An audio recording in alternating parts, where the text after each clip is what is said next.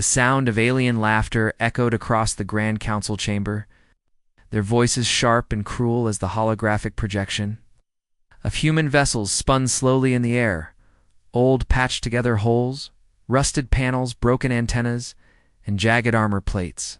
Welded from the ruins of forgotten wars, floating like ghosts in the void, they called them the Scrap Fleet. A joke, a parody of what true spacefaring empires could command, and the councils.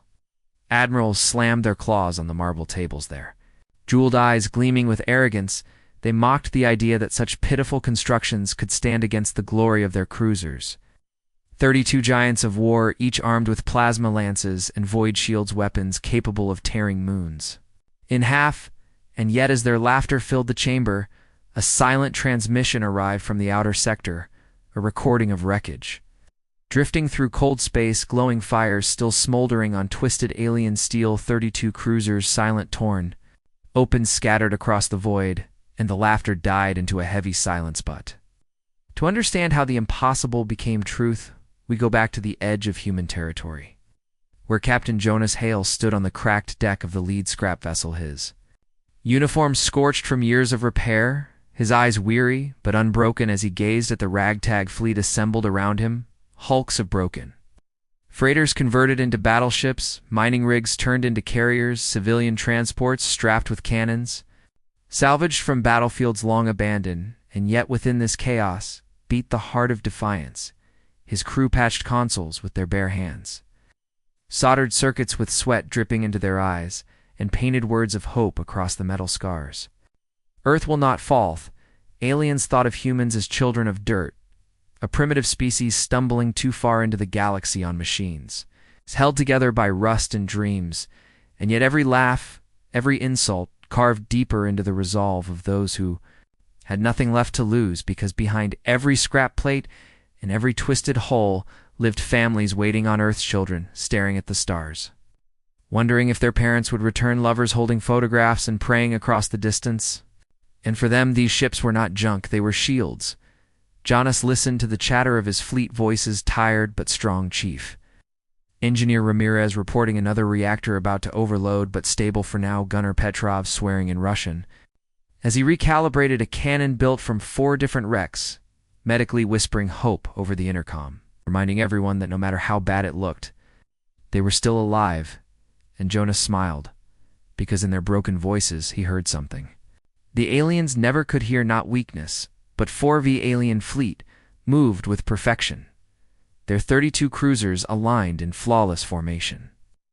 Like a wall of death lights blazing across the darkness, weapons humming with power, and the commander of the enemy, a towering figure with scaled skin and golden armor, grinned as he broadcast to every human frequency a message dripping with contempt: lay down your rusting coffins, surrender, and perhaps we will let you live as slaves. Jonas stared at the screen, then at the faces of his crew, and without hesitation he gave the only answer: Earth will never kneel.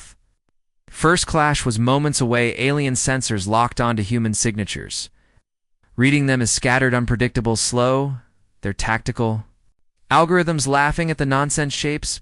But then something shifted. The scrap fleet did not move like any fleet they had ever seen. Instead of rigid formation, they twisted and turned, breaking apart into clouds of drifting debris, moving in chaotic swarms as if space itself was alive. The alien commander snarled, ordering immediate fire, but his targeting systems struggled to track the madness. And on board the scrap ships, the humans gritted their teeth, engines coughing, life support groaning, every meter of hull screaming against the void. But they pressed forward like wolves among giants, their movements unpredictable, their intentions unreadable. Jonas whispered into the come, hold the line, hold the chaos, make them think we are broken. But deep within the heart of the lead ship, hidden beneath layers of metal scars, something ancient pulsed, a secret the aliens had no idea existed, a weapon born not from power but from desperation, from the minds of engineers who refused to die forgotten. And as Jonas placed his hand against the cold panel, he felt the vibration of that secret waiting to be unleashed. Alien laughter still echoed in his mind, but outside in the endless dark, the first beams of plasma lanced through space, striking toward The humans in the scrap fleet responded not with fear, but with movement so sharp, so impossible, that alien crews gasped, sensors screaming in confusion, and for the first time in centuries, the galaxy's greatest war fleet hesitated in that hesitation. The countdown began. The alien cruisers fired again, beams of pure plasma burning across the void, tearing apart the silence of space, yet the human ships did not scatter in fear. They twisted like drifting wrecks caught in a storm, half broken engines sputtering, but every movement calculated, every spin a trick, every flicker of dying light a message to the others. And the alien commander frowned, his golden eyes narrowing as his sensors screamed contradictions. The scrap fleet should had been torn apart, but instead it was weaving through fire like smoke through fingers. Captain Jonas Hale gripped the cracked armrest of his command chair, his knuckles white, sweat dripping down his brow as he barked orders over the come adjust. Thrusters angle 23 degrees, feed reactor power into shields, ignore the heat we hold, and the crew obeyed with gritted teeth, each man and woman bent over half dead. Console sparks raining across their faces as they kept the vessel alive. Through sheer willpower, Alaneath Alien Council, watching from the safety of their distant chamber, sneered at the feed, calling it chaos. Undisciplined madness, not strategy, but the youngest of them, a scarred veteran, leaned closer to the screen and whispered something the others ignored. He said, "This is not chaos, this is survival." Humans remembered the days when their fleets were proud, gleaming with steel and power before the wars, before the losses, before Earth stood alone, abandoned by allies, betrayed by treaties. Now, all that remained was rust and desperation. But out of that ruin something was born, a new way to fight, where weakness became a weapon, where brokenness became invisible armor.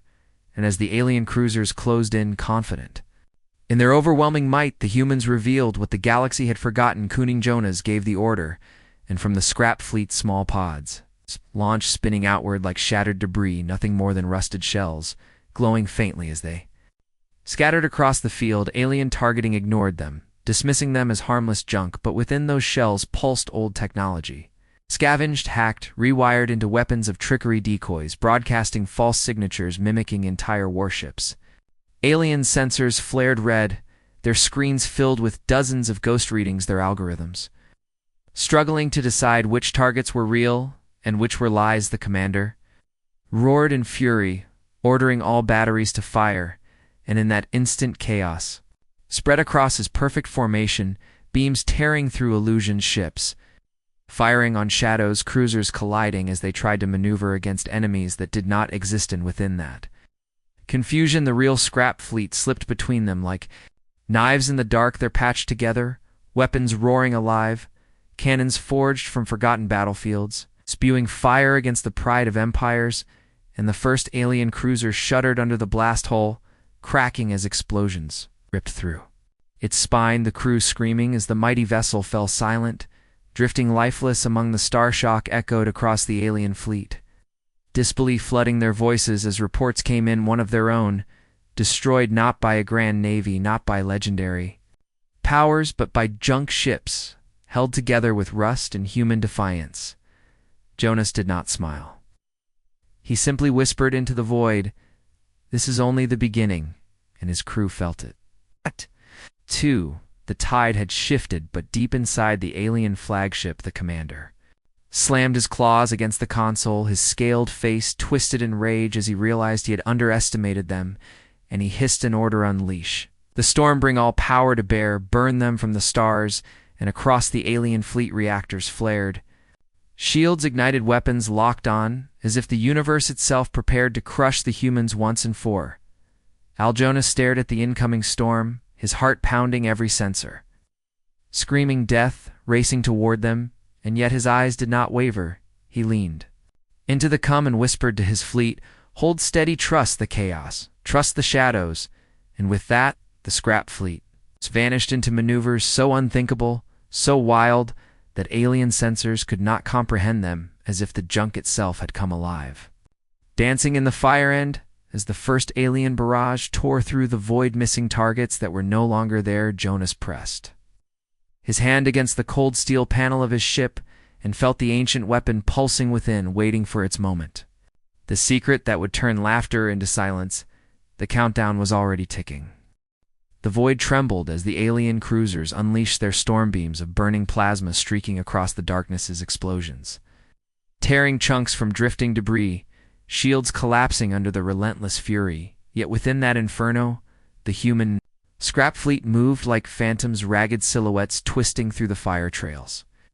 Engines screaming at limits, panels glowing red as heat threatened to melt the very holes, but the crews held steady, sweat and blood mixing as they slammed fists on broken consoles, forcing their ships to obey one more command, one more breath, one more second, to live captain. Jonas watched as his tactical display flickered with static. Enemy cruisers forming a wall of death ahead, their weapons locked there. Formation unshaken despite the chaos, but Jonas saw what they could not. He saw patterns in the madness, opportunities hidden within the arrogance of perfection, and with a voice that cut through the noise, he gave the order now, strike the wolves. Into the herd, and in that instant the scrap fleet moved from the shadows. Small human vessels surged forward, engines burning bright like meteors, weapons firing in ragged unison, every shot unstable, every shot, every stisabute, cannon a gamble, but together they roared. Like thunder, and the first volley slammed into an alien cruiser, its shields flaring, a bright then shattering under the onslaught. The great warship staggered, fire erupting from its hull, crew screaming through the cum before silence swallowed them. The impossible had happened. A human junk ship had killed. A cruiser shock rippled through the alien fleet, their commander's eyes widening as he snarled in disbelief, ordering counterfire, but the humans did not retreat. They pressed closer, swarming like predators, cutting through formation, striking weak points with ruthless precision. Each scrap ship sacrificing itself to create an opening, engines overloading reactors, spitting sparks. But none faltered inside one of the smallest ships, Gunner. Petrov screamed a defiance as he overcharged his weapon systems, his console catching fire around him. He laughed through the flames as his final shot pierced another cruiser's reactor core, a blinding explosion lighting the void, his ship torn apart. In the blast, his laughter echoing even as his vessel vanished. His Jonas felt the loss burn inside him, but he clenched his jaw and whispered into the cum. Their sacrifice is not in vain. Push harder, and his fleet obeyed, turning pain into fury, turning weakness into a stormed alien commander slammed his claws into the armrest, shouting for shields to be reinforced, for all cruisers to focus fire on the lead. Human vessel Jonas's ship sensors screaming under the incoming barrage, shields cracking, decks collapsing, crew thrown against bulkheads, but Jonas stood firm, refusing to yield, his eyes burning with a fire the alien could not understand. Thon. It happened, a chain reaction no one predicted. A barrage meant to obliterate the humans struck. Instead, one of their own cruisers, already crippled from earlier damage. The plasma tore through its weakened hull, its reactor imploding in a blast so violent it ripped two nearby cruisers into pieces, debris scattering across the battlefield, and suddenly 3 of the Empire's proudest warships were gone. Panic spread, whispers flooding the alien cums. Disbelief, terror, confusion, while the humans pressed the attack, exploiting every weakness, every hesitation their junk ships moving with. Insane courage ramming into giants, firing weapons until their hulls ripped apart, using their own destruction as blades. Void became a graveyard of steel, human screams mixed with alien roars, fire lighting the endless black silence, and through it all Jonas kept his gaze forward, hearing the pulse of the hidden weapon deep within his ship, waiting for the right moment. Alien commander's voice broke for the first time, rage and fear twisting together as he shouted, "This cannot be happening. These are not soldiers, these are scavengers," and yet cruiser after cruiser fell until the proud fleet that once looked untouchable now bled fire across the stars. But in the chaos, Jonas saw it, a shadow larger than all the rest, the alien flagship, moving forward, its weapons powering to maximum, its presence blotting out the light of stars like a predator stepping into the open for the first time. And Jonas knew this was no longer battle, this was the beginning of a reckoning. Countdown raced faster. Alien flagship advanced like a mountain of steel, its hull glowing with golden shields. its weapons humming with apocalyptic power. Every cruiser that remained shifted position, forming a defensive wall around their admiral there. Voices filled with fury and disbelief as they swore to erase the insult of defeat, but in the shadows of their formation. The humans whispered to each other not of surrender, but of trickery, because trickery was all they had ever on Captain Jonas. Stood in the dim light of his bridge, the air filled with smoke sparks, dripping from wounded panels as he watched the enemy massing ahead. His crew staring at him, waiting for orders, waiting for the impossible, and Jonas spoke softly, but firmly, "We vanish now," and with that command the scrap fleet broke apart, scattering into the darkness like shattered Glacialian sensors tracked them. Weapons firing wildly, but the targets slipped away, readings flickering, fading, vanishing into the storm of debris and wreckage already floating from the earlier clash, and the commander of the flagship narrowed, his golden eyes demanding answers from his officers. Why are they gone? Where are they? But the consoles screamed only with static false echoes. Multiplying across every screen, dozens of human signatures appearing, then disappearing, whole fleets, materializing, then evaporating the Empire's perfect systems. Collapsing under an onslaught of leaves because the humans had unleashed their ghosts. Pods hacked from ancient satellites, shards of broken ships carrying transmitters, broadcasting phantom fleets, decoys, weaving across the battlefield until the alien sensors no longer knew truth from illusion, and panic began to creep into their disciplined ranks. A cruiser opened fire on what it thought was a human vessel, but the beam struck nothing but empty space. Another cruiser pivoted sharply to intercept an incoming target, only to collide with one of its allies' shields, sparking. As both ships spiraled off, formation voices shouting, confusion, fear, disbelief, and Jonas whispered from the shadows, "Let them fight their own ghost scene." Sighed the alien council chamber far away. The watching leaders leaned closer to the feed, their arrogance cracking as they saw their great fleet stumbling against what should have been wreckage. One counselor shouted, "It is witchcraft," another argued, "No, it is mathematics," but the youngest of them, the scarred veteran, only whispered the word "humans" back. On the battlefield, Jonas pressed his hand against the vibrating panel of his ship, feeling the hum of the hidden weapon growing stronger, pulsing with every heartbeat. Not yet, he whispered, "not yet. Let the ghosts do their work first." In his fleet obeyed, launching more decoys, more illusions, until the battlefield itself seemed to twist into a maze of phantoms. Then the humans attacked not from the front, not from where logic demanded, but from within, the confusion rising out of wreckage, drifting silently until their cannons roared at point-blank range, explosions tearing through another cruiser, its hull splitting open, crews screaming into the void as oxygen vented fire, consuming them before silence claimed all, and the Empire lost another jewel. From its crown, the alien admiral howled in fury, his scaled fists cracking the armrest, his eyes blazing as he shouted, "Enough! Crush them! Burn! The debris! Burn!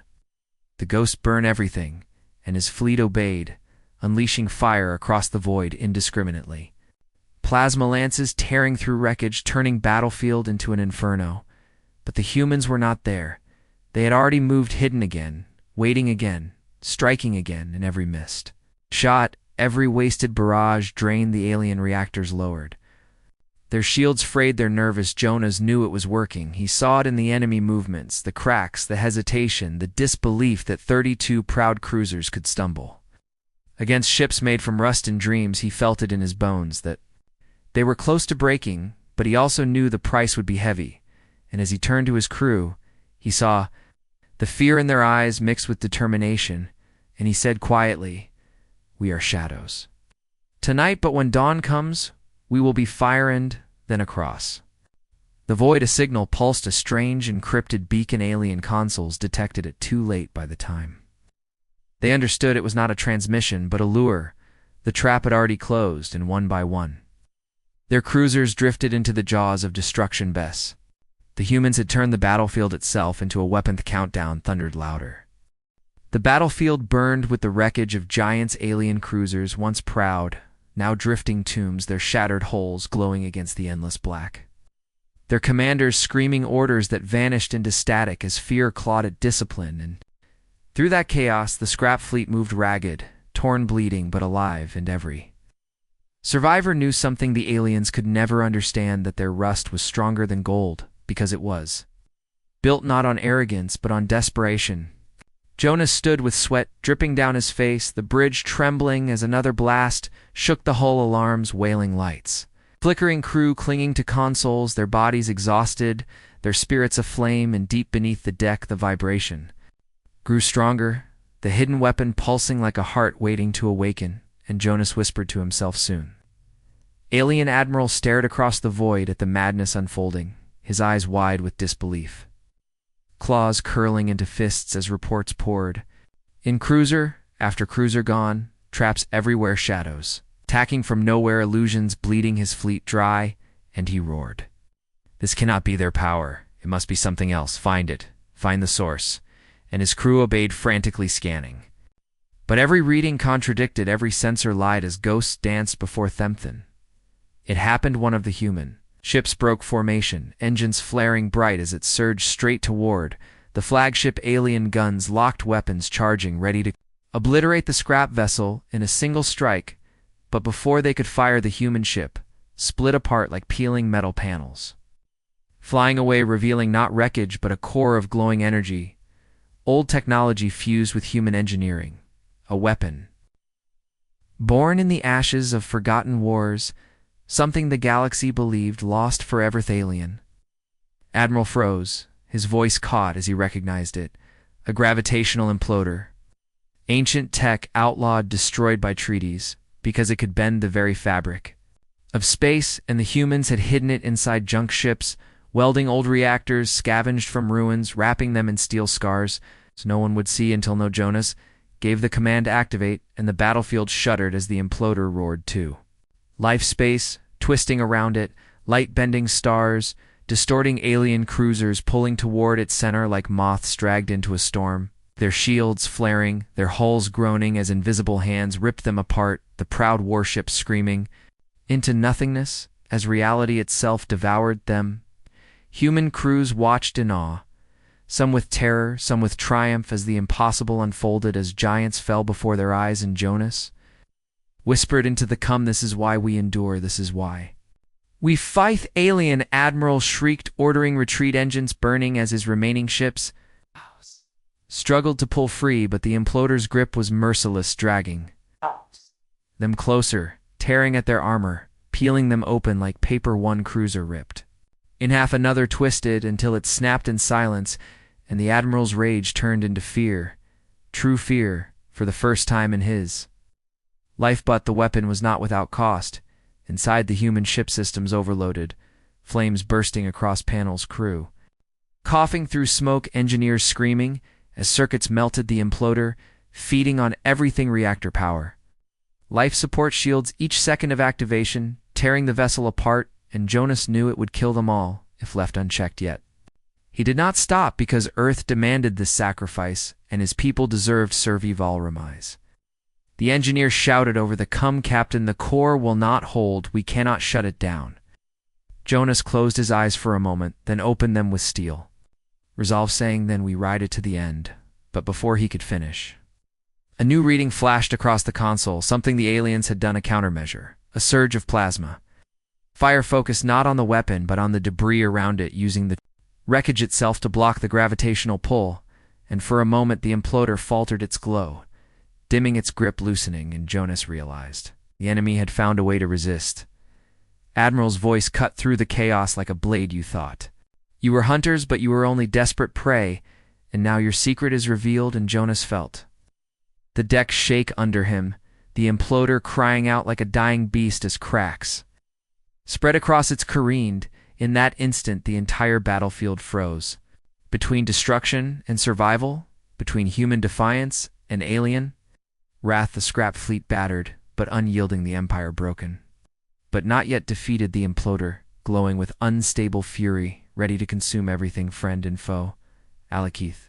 Countdown screamed louder than ever. Imploder screamed with unnatural light, the stars themselves bending around its fury, the human scrap vessel at its core burning alive, its crew clutching controls as systems died, alarms shrieking like a chorus of despair, and yet Jonas refused to falter his voice. Thundered across the "Come, every ship, hold the line. Do not break formation, we end this today." And the ragtag fleet obeyed, bruised, bloodied, half destroyed, but defiant, because they knew. Would remember not the alien empire, but the humans who turned junk into legends. Alien admirals shrieked orders, claws carving grooves into his chair as his empire's finest ships collapsed one after another. Cruiser 78 torn into fragments. Cruiser 82 twisted until its spine snapped. Cruiser 85 dragged screaming into the imploder's core, its final broadcast nothing but static in every second. Another giant fell until space was littered with corpses of metal glowing, embers drifting like tombstones of arrogance inside. The flagship panic spread like wildfire, officers scrambling their voices, breaking under the weight of annihilation shields. Failing weapons, misfiring screams, echoing corridors that once glowed. With pride now burning with terror, and still the Admiral denied reality, he bellowed. This cannot be the work of primitives. This cannot be the fate of an empire, but no lie could drown the sight of his mighty fleet crumbling before the rusted hands of humanity. Back aboard the human ship, Ramirez coughed blood. His hands burned black from torn wires, his body trembling as he shouted, "Captain, core stability at 3%. We cannot hold." Jonas gritted his teeth, his eyes locked on the viewport, where alien cruisers flared into fireballs one after another like fireworks of vengeance, and he whispered, "Then we fall with them, if we must, because Earth must live. Even if we do nothing." Imploder pulsed brighter, until shadows warped across, every whole light bending into impossible arcs, reality groaning as if the universe itself wanted to collapse. 30-second countdown. The system AI wailed, its synthetic voice shivering with doom. 29 seconds, 28 seconds, and the crew held their breath as enemy cruisers tried to break free, engines blazing like suns, but the pull was merciless. Claws of gravity raking their armor, dragging them closer, until hulls fractured into glowing shards. Alien soldiers screamed. Across broken comes their voices filled with disbelief. Some begged for orders, some cried for home. Some cursed humanity's name as if cursing could stop the tide of ruin, but the imploder had no mercy. It swallowed them whole without sound, without prayer, just silence, and ashen came. The Turning Point Cruiser 90, the pride of the Empire, its guns the size of mountains, its shields strong enough to withstand a supernova. It roared against the imploder, firing every weapon into the void beams of energy, slicing scrap ships into ruins, humans screaming as comrades vanished into fire. But even its wrath could not deny the pull. Inch by inch the Titan was dragged forward, metal groaning, armor peeling, sparks bursting, until with a final defiant cry the pride of the Empire imploded into nothing, its glory erased in a heartbeat. Alien Admiral fell to his knees, eyes wide, pupils trembling, voice a broken whisper, impossible. Yet the truth hung heavy around him. 32 cruisers gone. His empire shredded by those he mocked, his arrogance crushed beneath the weight of human survival. But victory was not without cost. Jonas felt the deck shattered beneath him, flames crawling across the bridge, smoke choking, the aircrew collapsing one by one, the imploder screaming louder than ever, its core-splitting light searing every surface. And Ramirez, with his dying breath, croaked, "Captain, if this continues, it will take us to." Jonas clenched his fist, whispering, "Let it take us if it saves." Earth's screen flickered, the countdown blaring 10, 9, 8, every second an eternity. Every beat of the imploder threatening to devour not just the enemy but the very fleet it sought to protect. And in that moment, suspended between triumph and annihilation, the galaxy itself seemed to hold its breath, watching the fate of humans and aliens balanced on the edge of one final heartbeat. The countdown screamed 765, and every human heart pounded with it. Jonas felt sweat drip into his eyes, smoke clawed his lungs. The imploder burning too bright, too unstable, threatening not just to finish the alien fleet but to collapse into a singularity that would drag Earth itself into the abyss. Ramirez, already unconscious, his blood painting the console's engineers, shouting broken voices, "We cannot hold her, she is breaking apart." And still, Jonas kept his hand on the control, refusing to release, refusing to surrender. The alien admiral still alive, still watching through shattered monitors, his face a mask of disbelief and terror. He whispered, Let them all burn if I must fall. Humanity falls with me, and he ordered the last. Remnants of his fleet crippled fighters, shattered frigates to hurl themselves at the human core to force overload to trigger collapse, but his soldiers hesitated, their voices quaking. My lord, the imploder, it does not care who feeds it, it devours. Allen, in that chaos, Jonas remembered Earth's, his daughter's face projected in a flickering halley, the little girl who once asked Daddy, "Why do the stars look so far away?" And he whispered to himself, "Because I have to keep them far for you, because if I fail, the stars will never shine again." And that memory became fire in his veins. Systems crashed alarms. Deafened, yet still, the human scrap fleet formed a shield wall, bodies of rusted ships. Welded by, will not by design, their captains crying. Over open comes, we will hold the core, captain, take it to safety, we will pay the price. And Jonas felt his chest break with the weight of their sacrifice, but he knew. What they knew, only one path remained. It imploded at 3 seconds, the pull tearing. Ships apart, light spilling like veins across the void, alien cruisers screaming, and final death throws humans praying, shouting, defying, and Jonas slammed. The override command voice raw with fury. If we cannot stop it, we guide it now. Ship groaned. As thrusters roared against impossible weight, metal screaming, bolts snapping. The imploder dragged like a chained god, its hunger raging, and Jonas aimed.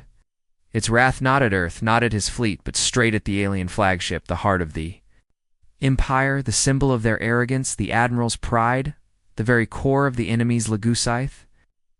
Alien Admiral's eyes widened, his claws trembled. No, not my ship, not the throne. And yet he could not move. The imploder surged forward, a star collapsing.